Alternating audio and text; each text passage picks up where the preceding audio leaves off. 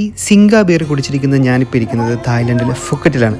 അപ്രതീക്ഷിതമായിട്ട് വീണ് കിട്ടിയ ട്രിപ്പായതുകൊണ്ട് നല്ലൊരു ക്യാമറ പോലും എടുക്കാനുള്ള സാഹചര്യം എനിക്കുണ്ടായിരുന്നില്ല. അതുകൊണ്ട് തന്നെ തൽക്കാലം ഈ ചെറിയ വീഡിയോകൾ വെച്ച് ഞാനിത് അഡ്ജസ്റ്റ് ചെയ്യുന്നു. ഫുക്കറ്റിലെ എലിഫൻറ്റ് സാങ്ച്വറി, ഇത് ആനകളെ സ്വാഭാവിക രീതിയിൽ വളർത്തുന്ന ഒരു സ്ഥലമാണ്.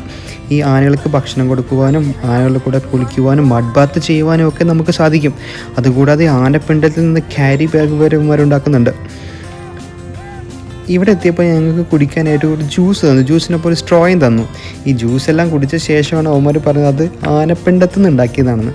അതുകൂടാതെ ആനയ്ക്കുണ്ടല്ലോ, ആനയ്ക്ക് കാലിൻ്റെ നഖത്തിലൂടെ മാത്രമേ വിയർക്കാൻ സാധിക്കുള്ളൂ എന്നാണ് ഇവന്മാർ പറയുന്നത്.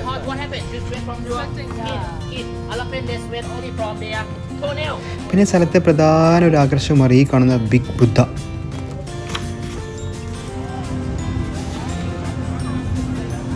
ഫുക്കറ്റ് തായ്ലാൻഡിലെ തെക്കു പടിഞ്ഞാറ് ഭാഗത്തുള്ള ആൻഡമാൻ കടലിൽ സ്ഥിതി ചെയ്യുന്ന ഒരു പ്രശസ്തമായ ദ്വീപാണ് ഫുക്കറ്റ്.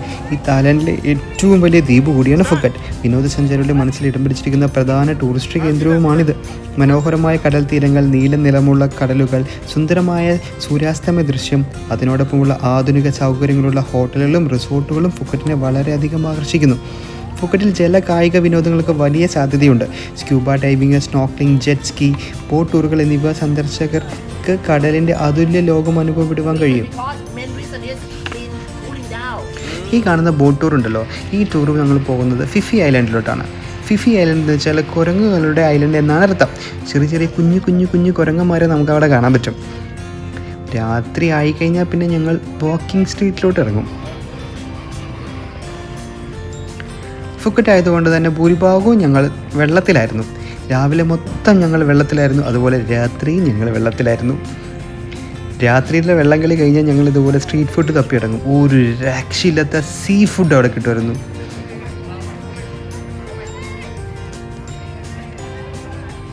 എങ്ങനെയുണ്ട്? നല്ല രസമല്ലേ ഇവിടുത്തെ ഐലൻഡുകൾ കാണാനായിട്ട്? പിന്നെ തായ്ലാൻഡിൽ പോയി കഴിഞ്ഞാൽ നമുക്ക് തീർച്ചയായും ചെയ്യേണ്ട ഒന്നാണല്ലോ ഈ ട്രഡീഷണൽ മസാജ്. അല്ലേ? നേരെ സൂക്ഷിച്ച് നോക്കിയാൽ ഒരു കുരങ്ങനെ അതിനകത്ത് കാണാം. ഇതെല്ലാം ഫിഫി ഐലൻഡുമായി ബന്ധപ്പെട്ട് നിൽക്കുന്ന ഐലൻഡുകളാണ്. പിന്നെ ഇവിടുത്തെ ഇളനീരിന് അയ്യോ നല്ല ടേസ്റ്റ് ഉണ്ട്. ഈ അമ്മച്ചി വേഗം വായോ എന്നെല്ലാം ഞങ്ങളെ വിളിച്ച് പറയുന്നുണ്ടായിരുന്നു. പിന്നെ തായ്ലാൻഡിൽ പോയി കഴിഞ്ഞാൽ പ്രധാനമായിട്ട് ചെയ്യേണ്ട ഒരു കാര്യം ടാറ്റു അടിക്കലാണല്ലോ. ഞാൻ എൻ്റെ മോളുടെ ടാറ്റു തന്നെ അങ്ങ് അടിച്ചു. എങ്ങനെയുണ്ട്? ടാറ്റു അടിച്ച് പിറ്റേ ദിവസം ബോട്ടിൽ കയറിയപ്പോൾ നോക്കി ദേഹം മൊത്തം ടാറ്റു അടിച്ചു വിരുദ്ധൻ. ഈ ബോട്ട് ടൂറിൽ അങ്ങ് ദൂരെ കാണുന്നത് കണ്ടോ, അത് അവിടെ മഴ പെയ്യുന്നതാണ്. പക്ഷേ ഇവിടെ മഴയില്ലായിരുന്നു. ഞങ്ങൾ മഴയിലോട്ടായിരുന്നു ഞങ്ങൾ പോയിക്കൊണ്ടിരുന്നത്. പിന്നെ രാവിലത്തെ വെള്ളം കളിയും കഴിഞ്ഞ് ഞങ്ങളുടെ വെള്ളം കളിയും കഴിഞ്ഞ് ഞങ്ങൾ രാത്രി നട്ടപ്പാതിരയ്ക്ക് ഇങ്ങനെ ഇറങ്ങും. അവിടുത്തെ പബ്ബുകളും ബാറുകളും കയറി എല്ലാവർക്കും ഒരു ഹായ് പറയാൻ. അപ്പോൾ കപ്പും കാപ്പ്.